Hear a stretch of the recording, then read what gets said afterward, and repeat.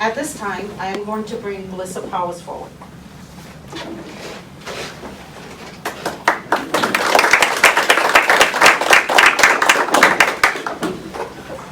Good afternoon, and thank you everyone for being here. As Diana said, I'm Melissa Power, and what I'd like to do today is introduce to you the Safer Communities website. There's a screen in the back that will scroll through it for you. It's at safercommunitiesforjustice.com. It was a website that was originally conceived of by the Protected City Council, Melissa DeRosa, to raise awareness of the homicides happening in our communities and be a voice for grieving families seeking peace and justice. Melissa passed the website to Diana Darlington to continue on that mission. I'll walk through some of the key elements with you now. On our homepage, we say the names of each of the more than 100 unsolved homicides in the city of Providence, to remind us that they're not just numbers. They are people loved by families, friends, and the community who have been taken by senseless violence.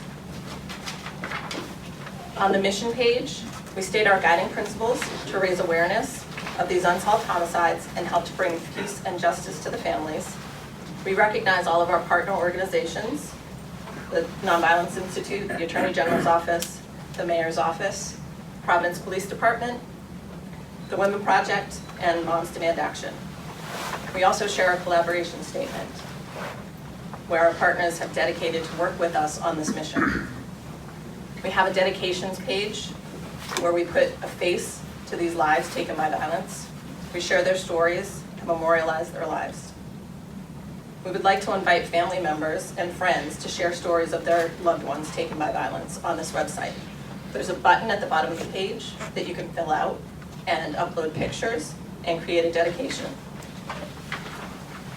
We also have an update page that has information about two of the cold cases that were recently solved, Zachary Marshall and Stephen Latimer, thanks to new information and the hard work of the Providence Police Department.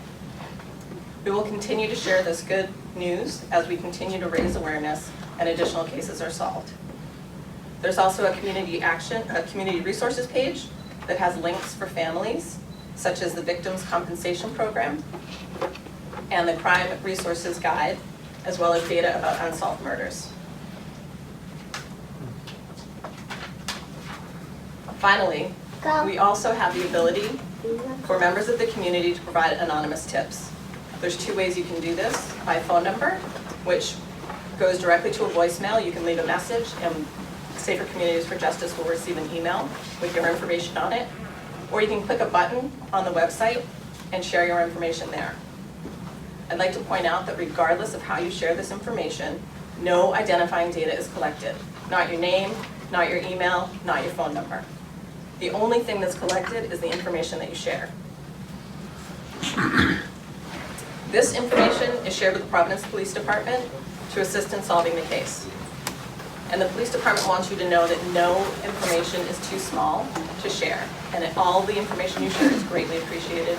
The smallest detail sometimes can help in solving a case. We welcome you to visit the site, learn about the lives senselessly taken by violence, and share any information that you might have about these unsolved cases. Now, I'd like to thank the Providence Police Department, who is very well represented here, and introduce to you Major Lou Payton, Captain O'Hara, and Sergeant Green. Major Lou Payton, are you going to have a few words?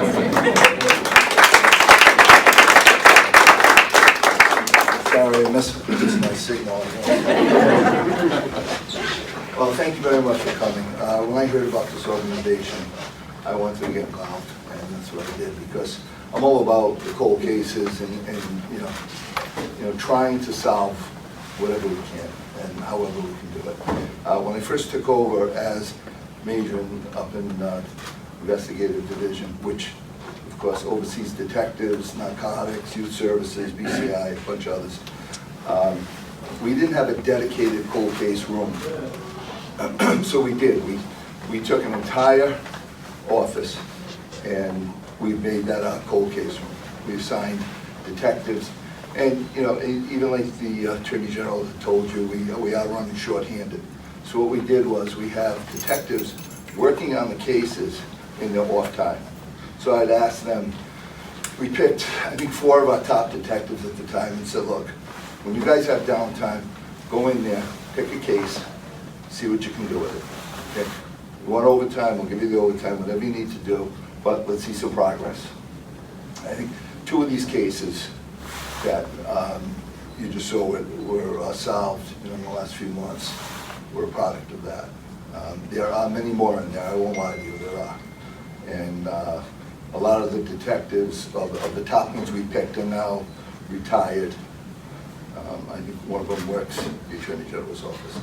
But we do have one of our best detectives working there still, and he's really doing a good job. So it's certainly not forgotten.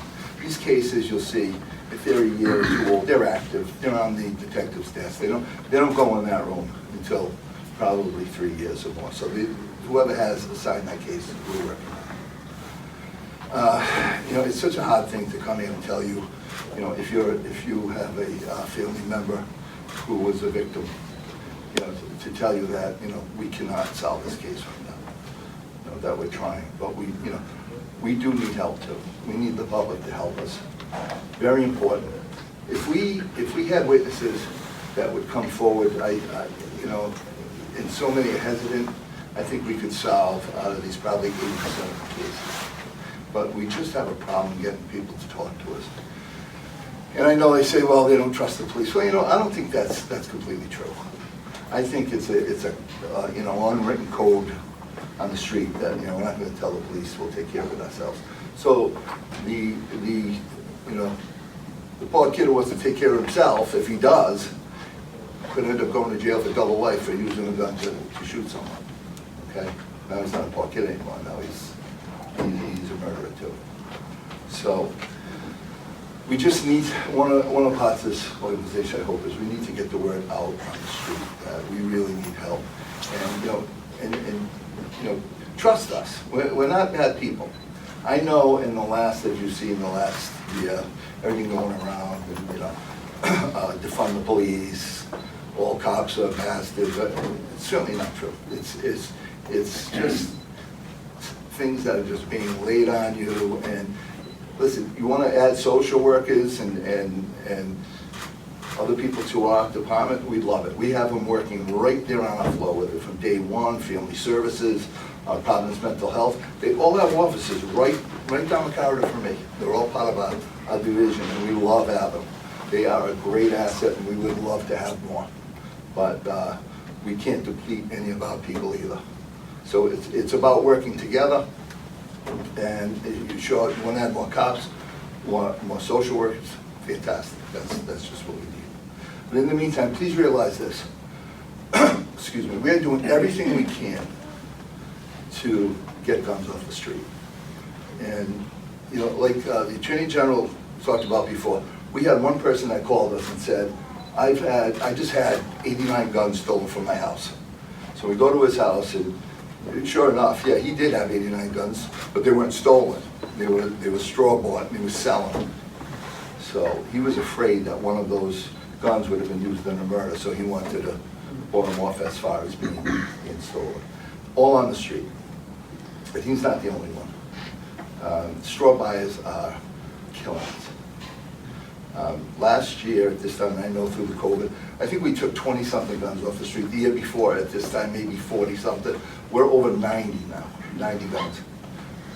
Our guys are really doing a heck of a job out there. And, you know, there's been a lot of talk about the task force, and, you know, or as some call them, the jump out boys, and they get a little, you know, carried away with the people on the street. And we know that, and we don't want that either. But those same guys are taking guns off the street, 90 guns off the street, putting their lives on the line, going after people with guns. I wonder how many of those 90 guns would have been used in murders this year alone. Let's think about that. 90 guns are now safely in our custody. Listen, it doesn't mean that we can't work with the community in this way. And, you know, I always say, the mothers are the key to this, because the mothers are the strongest people. I see them in the hospital the nights they lose their children. I can't even tell you. I can't imagine. you know, so, but then they get that inner core strength and they come back, and you see Debbie right here. And that's who we need to help us. Those are the ones that, on certain occasions, that we've called and said, look, we can't get these people to talk to us, and we know that they killed your child, right? They're on it. And we've had that happen. And then they've come in. So this organization is perfect, because I've always wanted to work with them. And, you know, I think this will help in the long run to save many, many lives, and that's the key to it. You know, it's not, it's all about saving lives, taking guns off the street, and not getting guns on the street in the first place. And that will have to go to, you know, legislative and on gun laws. So that's above me. Okay. So if there's any questions, if you know anybody that has any questions about a case, feel free to call us, come in. We'd be glad to talk to you about it. There's a lot of things we still can't tell you because they're active cases. But cold cases are not going away. They're not sitting on shelves. Just, you know, people are looking at them. There's just some we can't move, and I'll be honest with you, we're just at dead ends with some we can't move them. But you never know. Yesterday, I got a call on something. The case is moving, and that's a case who hasn't moved yet. So, thank you very much, and thank you for coming, because it shows great interest.